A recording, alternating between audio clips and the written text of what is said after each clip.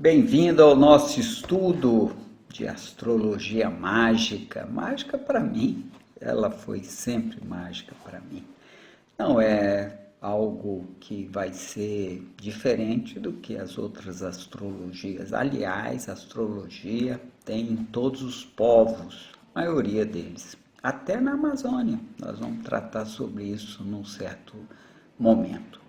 Mas o que eu quero trazer nessa introdução é que às vezes você começa a ver mapa astrológico e vê algo desse tipo. Que coisa complicada! Nossa vista fica confusa e é melhor a gente não se dedicar a isso. É coisa de doido. E é realmente coisa de doido. E um dia você vai ser chamado de doido porque vai interpretar isso. Mas veja, esses desenhos de mapas astrológicos que você acha aí pela internet, eles são até complicados porque a pessoa não organizou o programa para ser mais simples. Tem coisas que realmente não deveriam estar em alguns desenhos de mapas por aí. Sabe por quê? Porque ao longo do tempo a astrologia evoluiu. E muitas vezes ela vem, como agora está acontecendo, um período de furor na astrologia, como ocorreu no tempo de Alexandria, da Biblioteca de Alexandria, onde Ptolomeu II era apaixonado pela astrologia, e aí ele era o imperador da época do Egito, após a morte de Alexandre. O pai Ptolomeu I construiu a biblioteca física e Ptolomeu cuidou da biblioteca literatura, né? Colocando os livros, porque Alexandre dizia que ele queria uma biblioteca com todos os livros do mundo, cheio de ego, não é? Mas é assim, esses homens cheios de ego se tornam deuses, né? Querendo comandar toda a humanidade. Mas o importante é que naquela época teve muita fraude, inclusive de livros. O cara escrevia lá como se fosse Platão e vendia o livro para o curador da biblioteca de Alexandria, porque ele não queria que aquele livro, mesmo sabendo que era falso, caísse nas mãos de outras pessoas que teriam uma biblioteca, na biblioteca deles, um livro que não estava na biblioteca de Alexandria. Então, muito material da época lá de Alexandria são falsos para a astrologia também. Conhecimentos que o cara teve uma ideia, maluco é o que mais tem, né? E ela não se comprovou no decorrer da história dos estudos astrológicos. No século XVIII, com o período aí próximo da Revolução de Lutero, houve uma explosão da astrologia, tanto que a Igreja Católica condenou a astrologia porque Lutero e o grupo dele acreditavam em astrologia. Aí o que ocorre? Nós temos hoje muitos livros que estão nas bibliotecas, que o cara compra, que foi reeditado e que no decorrer do tempo não comprovou verdadeiro aquele conhecimento. Além disso, muitos saberes místicos da reencarnação, espiritismo, de todo tipo de coisa, foram inseridos na astrologia que a gente vai estudar, que é dos caldeus, e os próprios caldeus não viam isso como algo coerente. Eles tinham o conceito da vida como uma unidade completa, presente, eterna, mas não como reencarnatória. Cada um vive sua história e assim vai se decorrendo o tempo, e Deus, em sua essência, é uno, total. Mas isso é conceitos religiosos. Mas a astrologia que nós vamos estudar não mistura isso tudo. Então, alguns símbolos que você está vendo nesse desenho aí são de astrologias místicas e que nós vamos tirar quando estivermos estudando. Para quê? Para não recairmos no erro de falar uma coisa improvável. Ora, eu já tenho tantos problemas para lidar com astrologia na vida de uma pessoa, ajudar ela a lidar com pai, com mãe, com sexualidade, com capacidade comunicativa, com prazer, com responsabilidade, com ambição, com aptidões profissionais, gostos, é tanta coisa que ela tende a fugir da realidade, por exemplo, que não vale a pena ficar jogando isso para outra situação que eu não tenho como provar. Então, para que eu te ensine astrologia de uma forma coerente, nós temos que começar do básico, lá do zero, igual uma criança aprendendo a olhar as palavras, tudo confuso.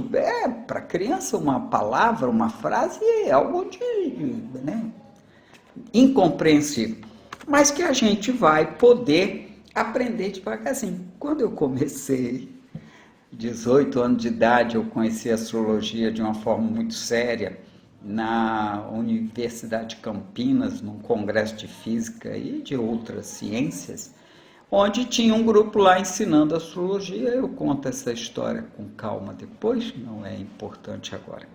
Mas o importante é que eu comecei lá, descobri a astrologia séria, e a gente tinha que desenhar o mapa, calcular os planetas. Não é igual hoje que a gente tem um celularzinho lá e rapidamente calcula o mapa. Não, não era assim. Então a gente tinha uma mandala que a gente fazia e imprimia ali, né? Cópia xerográfica. E assim a gente calculava com tabelas imensas, livros, efemérides de Rafael, que tinha ali dia a dia o planeta no signo, no grau, para Greenwich. Eita, a referência era essa.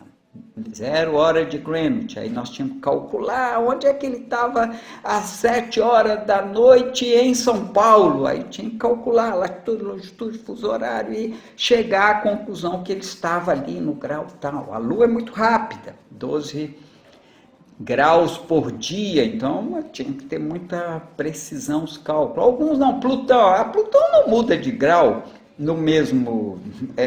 É muito lento. Então a gente podia pegar 0 hora de Greenwich, que não fazia muita diferença, mas Sol, Lua, Mercúrio, Vênus, aí tinha que olhar com muito carinho. Então a gente fazia os cálculos e desenhava.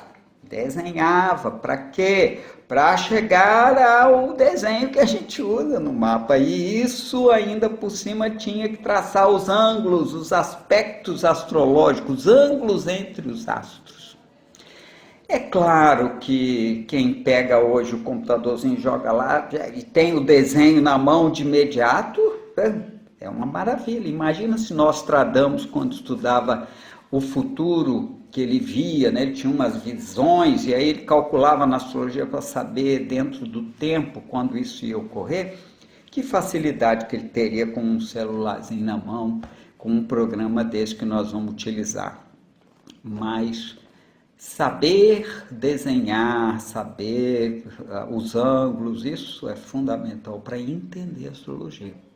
E é isso que eu convido você a fazer isso. Eu desde jovem, né, ainda 19, 20 anos, eu já dava aula de astrologia. No ano 2000, 2001, eu me formei bacharel em filosofia, como primeiro filósofo a defender a astrologia na Academia de Filosofia Brasileira. Foi um pedido de um filósofo italiano que, conhecendo meu trabalho, pediu que eu entrasse para defender a astrologia, porque ele achava importantíssimo ter uma defesa filosófica da astrologia, porque ele ficou impressionado. Ele até disse: aos 72 anos eu descubro com um rapaz que a astrologia não é coisa do demônio e nem é charlatanismo. Quando eu comecei a trabalhar com astrologia, era pela lei brasileira charlatanismo, crime. Portanto, só depois de 1998 que foi determinado um código de profissão na lista de profissões brasileiras, deixando assim de ser crime. Muito bom isso, porque a gente se torna mais livre. Tem faculdade de astrologia que define os novos astrólogos, mas para estudar astrologia você não precisa de faculdade, você precisa de vontade. O saber é saber. Se você quer saber, ótimo. Quando você tiver competência desse saber para usar, até para ganhar dinheiro, imagina, são 35 anos que eu vivo da astrologia. Eu ganho dinheiro com a astrologia, eu pago as contas com a astrologia, eu vivo bem, viajo, né? Ajudei meus filhos a crescerem, a se formarem. Então, a astrologia séria leva o indivíduo a ganhar dinheiro. A astrologia enganadora leva? Também, porque cada um sabe enganar ou ser sério. Depende do jeito que a pessoa é. Mas o que eu quero te ensinar é a astrologia como uma magia de compreender o tempo, compreender essa ordem divina. Você vai poder prever futuro? Sim, vai poder prever esse futuro, mas você não é Deus. Você pode simplesmente ter noção de fatos que podem ocorrer devido a simbologias que nós vamos aprender, que vai dizer assim, olha, no ano tal vai ter um tipo de acontecimento, e aí na vida das pessoas é assustador para as pessoas quando eu falo assim, olha, seu pai morreu no ano tal. Nossa, mãe, as pessoas entram em loucura. Como é que você sabe? Não foi, alguns falam assim, não foi, nós processamos o médico, foi erro médico. Não, foi erro médico, estava previsto. Coisas assim, não é tudo, porque às vezes a morte não é física, a morte é psicológica. No ano tal, seu pai morreu para você. Aí a gente fala assim, é melhor. Para você, seu pai morreu.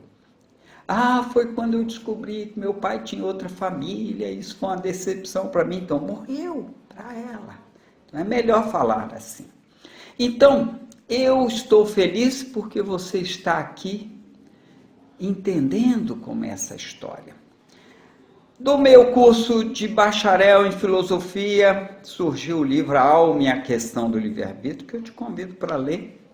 Está lá no site astrociência.com.br, você baixa gratuitamente em PDF, porque é um livro filosófico, é um livro denso, um livro de organização de ideias, da qual é a razão da minha existência e o que eu tenho que defender o resto da vida. E aí eu comecei a dar curso, palestras, tive programa de televisão, de rádio, colunas de jornais, aí a fama vai surgindo, as pessoas vão falando um para o outro e não tem como mudar isso, né? Se você é um bom profissional, vai acontecer isso. E tudo dentro de uma ordem divina, porque se você está aqui me ouvindo, é porque você tem esse desejo, e se você achou esse caminho, que é um caminho alegre, um caminho descontraído de aprender astrologia, de forma mais objetiva e menos mística, menos malucona, é o que eu pretendo. Se você quer aprender assim, vamos nessa.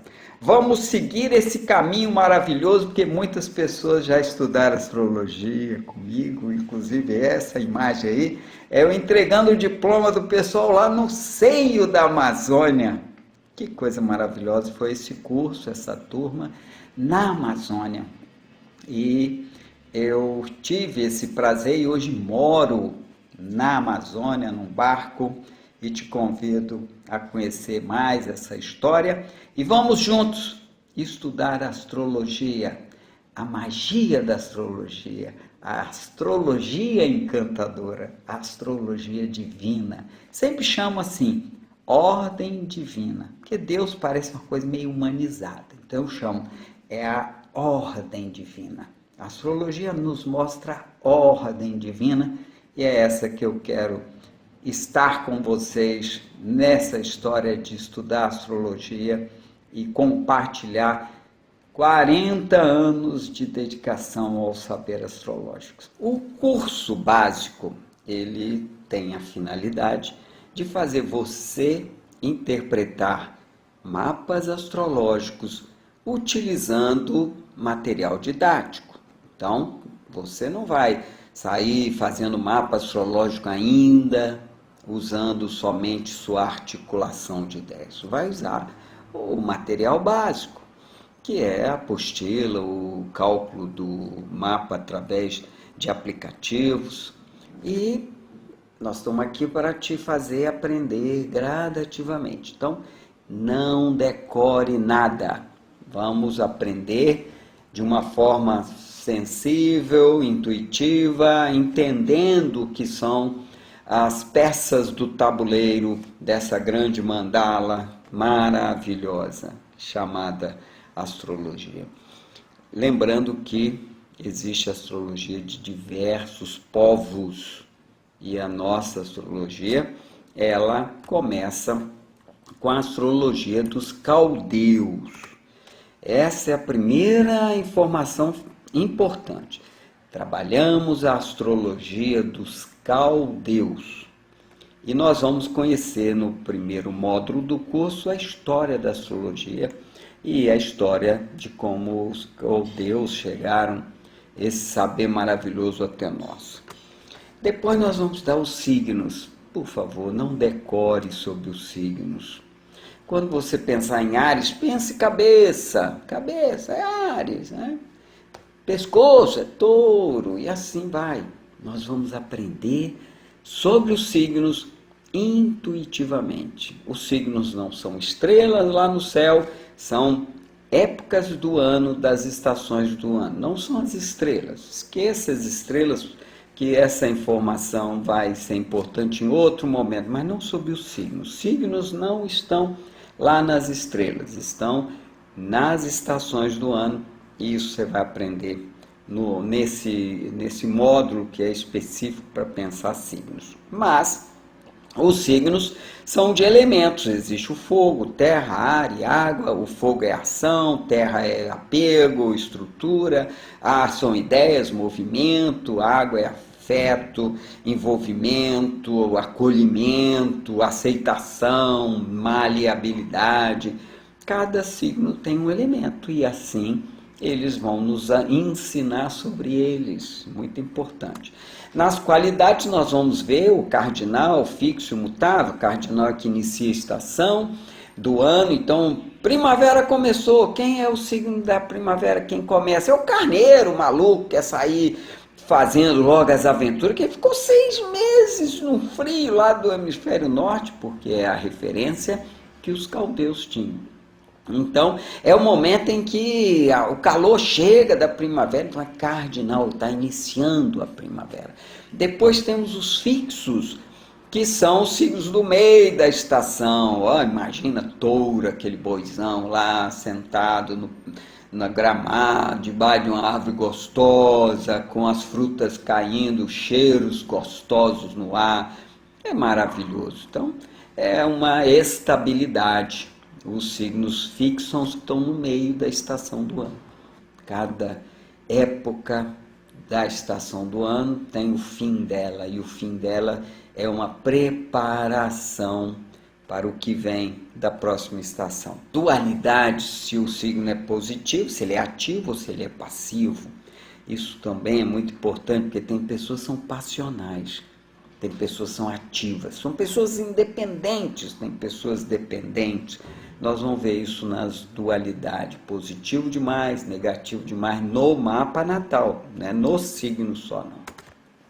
Os regentes do signo, cada signo tem um astro que representa ele como agente. O signo é uma espécie da tinta daquela palheta de cores, né? E pega o pincel lá, vai lá e tchum, tchum. Então o pincel é o nosso agente daquela cor. Então Marte é o agente de Áries. Então onde a gente olhar Marte no mapa dele, da pessoa, é onde esse agente ariano está atuando lá. Fácil, vocês vão ver que você vai ver que não é nada complicado. Depois temos ângulos harmônicos, são os ângulos que a gente traça em azul no mapa, são ângulos de 60 graus, de 120 graus, do triângulo, né? E os ângulos desarmônicos são do quadrado, a cruz, que vai nos dar as desarmonias no nosso mapa. Nosso mapa tem harmonias e desarmonias. Conflitos são nossas desarmonias. E desarmonia é quando a gente tem um lado nosso que contradiz o outro lado nosso. Então, às vezes, a pessoa é conservador nos sentimentos, mas é liberal na estética. Ele gosta de uma forma de se vestir diferente do padrão, mas emocionalmente ele é conservador. Isso gera conflito, sim, claro que vai. Aí nós temos as casas astrológicas, que são áreas da nossa vida, as áreas onde vão atuar. Então, você vai saber pelas casas astrológicas que aquela pessoa tem facilidade com a família, ou tem facilidade com viajar, ou a solidão. Tem gente que adora a solidão. A solidão faz bem a ele. Tem gente que precisa trabalhar, está sempre ocupado fazendo alguma coisa. Tem gente que precisa ganhar muito dinheiro, só pensa nisso. Tem gente que já prefere ficar mais com os amigos, colegas, gostar de estar envolvido. Tem gente que precisa de um idealismo para seguir a vida, reunir grupos. Outros são ligados ao sexo, muito. Então, cada mapa vai nos indicar qual área da vida que essa pessoa tem essa tendência, tem essa outra tendência e como ela lida com essas tendências. Aí nós temos o ascendente e o meio do céu, que são casas astrológicas, mas o ascendente é a linha do horizonte. Quando a pessoa está nascendo, a linha do horizonte leste, onde nasce o sol, e o descendente oeste. O ascendente é muito importante, que é como a pessoa se manifesta, como ela se mostra ao mundo. Enquanto que o meio do céu, é o ponto que estava lá no alto, indica meta, objetivo, para onde eu quero conduzir a minha personalidade para me guiar na vida. E são as aptidões profissionais, o modo como a pessoa encara a vida e busca sua realização.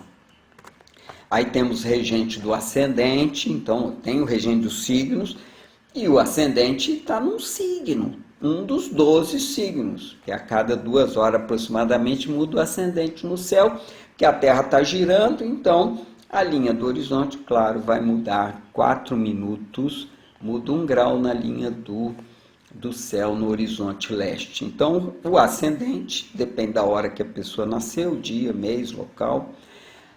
Aí, esse signo tem o regente dele, que nós já estudamos anteriormente, no módulo anterior. Aí, o regente do signo da pessoa, ele é ascendente escorpião, então é Plutão o regente. O regente dele é leão, então é o sol é o regente. O signo leão, sol, regente. Touro, ascendente em touro, então é a Vênus que é o regente do ascendente.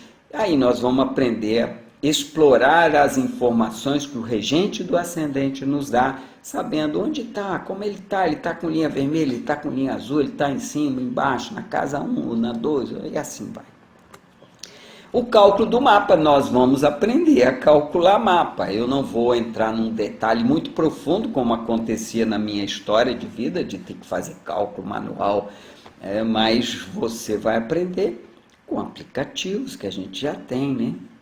Então você vai baixar o aplicativo, vai aprender a configurá-lo e vai fazer cálculo rapidinho. Você vai chegar na festinha lá, batendo papo com os amigos. Qual é meu ascendente? Já está ascendente. Você tem lua em tal lugar. Você tem Urano condição Marte, você é inquieto. Assim vai. Você vai dar show daqui uns dias, sabendo calcular e sabendo entender e depois interpretar. A interpretação do mapa, propriamente dito, aí nós vamos nos dedicar nesse módulo a ser mais profundo no processo interpretativo e usando material didático.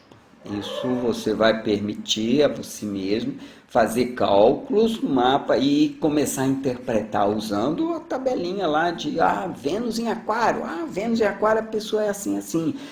Vênus em Touro, a pessoa é assim, assim. Vênus está na casa 3, a pessoa é assim, assim.